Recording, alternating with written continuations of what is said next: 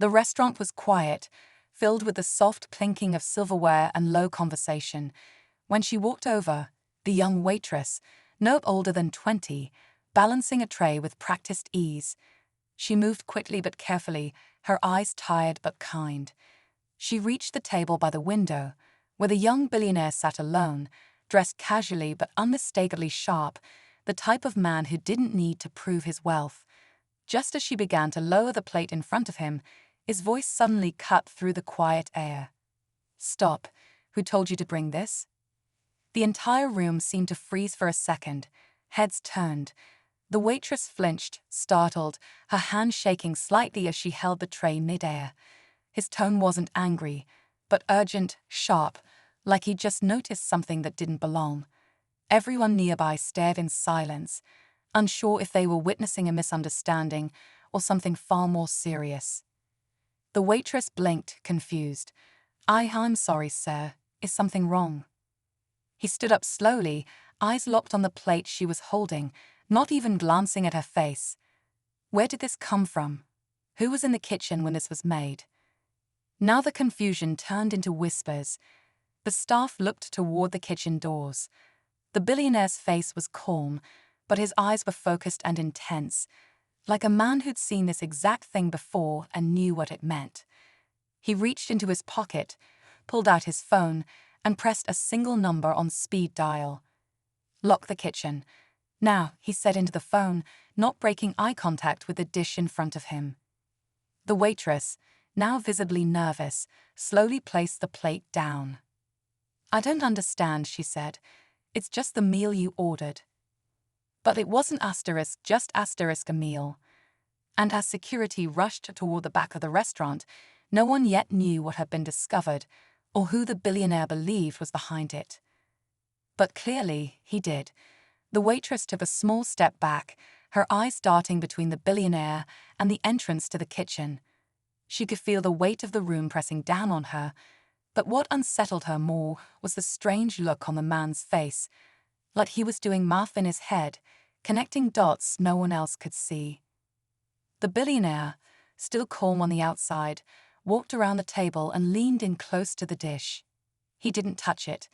He just stared at it, almost studying it. Then, under his breath, he said something she could barely hear.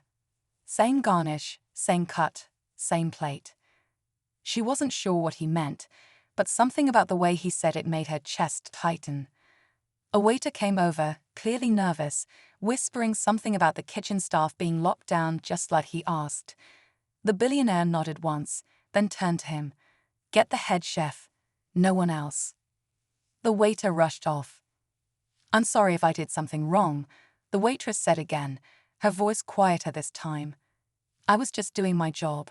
That's what was handed to me." "I know," the man replied, his tone softer now, but still distracted. "It's not about you." He took a step back, his eyes finally meeting hers. "But someone's trying to send me a message." She blinked. A message? Through food? He gave her a look, part warning, part apology. "You'd be surprised what people are willing to do when money's involved. Or revenge." The doors to the kitchen burst open as the head chef arrived, wiping his hands on his apron, clearly confused and flustered. "Sir, what's going on?" The billionaire didn't respond right away. Instead, he pointed at the plate. "Who prepared this dish?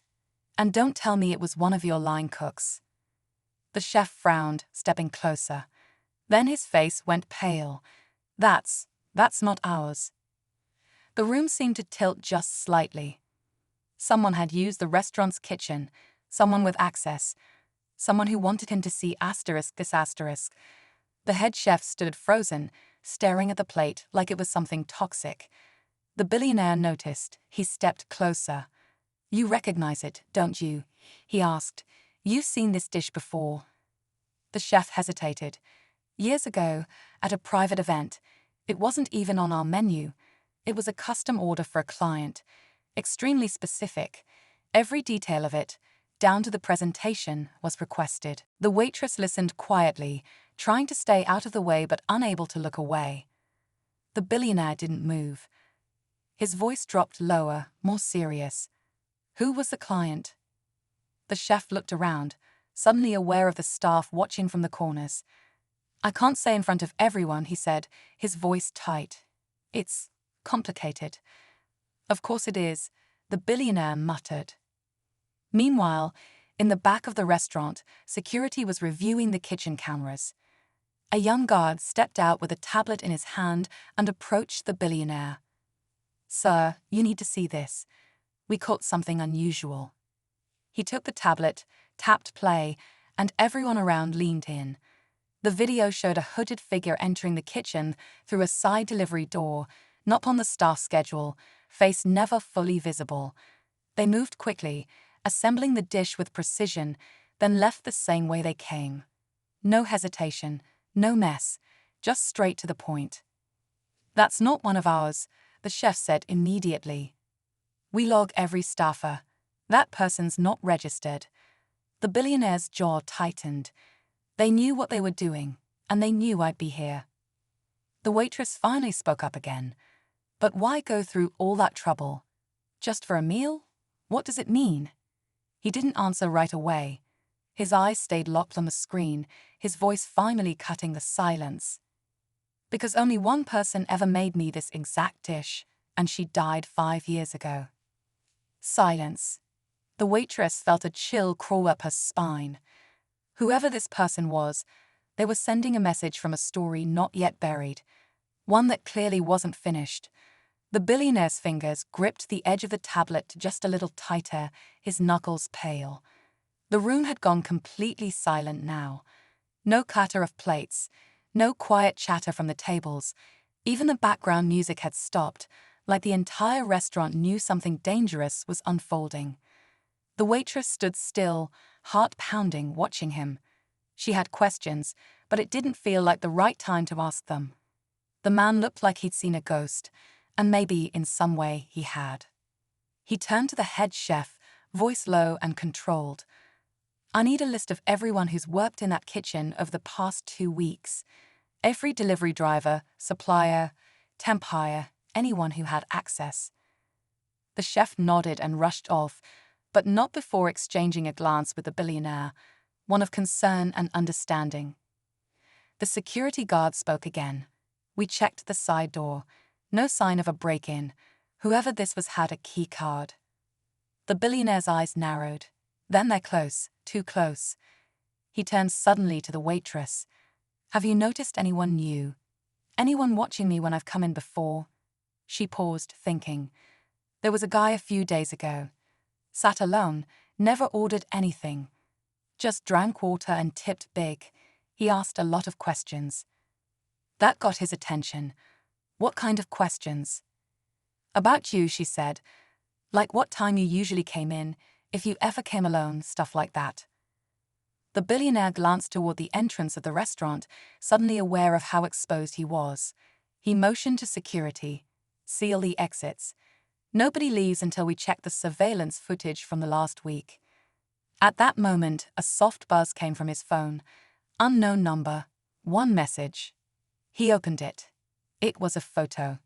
The same dish, same garnish. But this time the plate was cracked, and beside it, a matchbook from a hotel he hadn't visited in years. Underneath, a single line of text. You left something behind. His jaw clenched. Whoever was doing this wasn't just playing games. They wanted to bring the past back to life, piece by piece. The billionaire stared at the photo, fingers frozen on the screen. The cracked plate, the hotel matchbook, and that single sentence, it all pointed to something buried deep in his past. Something he thought no one else knew. The waitress noticed his hands were slightly trembling now. Sir, are you okay? He didn't answer. His mind was racing. That hotel in the photo, it wasn't just any place. It was the last place he'd seen her. The woman who had cooked that exact dish. The woman whose death was ruled an accident, but never felt like one. He turned to the security team. Get me everything you can on the Grand Meridian Hotel. Staff records, room logs, everything from 5 years ago. And get someone to pull footage from the alley behind this restaurant. If this person got in with a keycard, They didn't come in alone. Just as he was speaking, a second message pinged onto his phone. Another photo. This time, it was a shot of his private office. Asterisk inside, asterisk his home. The lights were off, but there was no mistaking the painting on the wall, the custom furniture. He hadn't been there all day. Security leaned over his shoulder. "That's a live feed," one of them said. "Whoever this is, they're in your house." His eyes flickered, but he didn't panic. He simply nodded. "They're not just watching, they're pushing me." The waitress took a step back, shaken. "Why would someone do all this, just to scare you?" "No," he said quietly. "This isn't about fear, it's about revenge." He turned toward the back of the restaurant, toward the kitchen, then stopped, eyes narrowing. A small folded napkin sat neatly on a counter, one he knew hadn't been there earlier. He walked over, picked it up slowly, and unfolded it. Inside was a printed photo, blurry but unmistakable. It was a surveillance still from 5 years ago. It showed him, standing in that hotel hallway, right outside her room. And behind him, barely visible in the shadows, was another face. One he hadn't seen in years, one he thought was gone forever. The past wasn't just returning. It had never really left. He stared at the old surveillance photo, heart pounding in his chest. The shadowed face behind him, it wasn't just familiar. It was someone he once trusted, someone who vanished right after her death. Marcus, his former business partner. The man who had built everything with him, then disappeared overnight without a word. Memories came rushing back. That final night at the hotel, the argument in the hallway, the tension between Marcus and her. She had discovered something. Fraud, lies, maybe worse, and she was going to speak up. He remembered the knock on her door, and then nothing.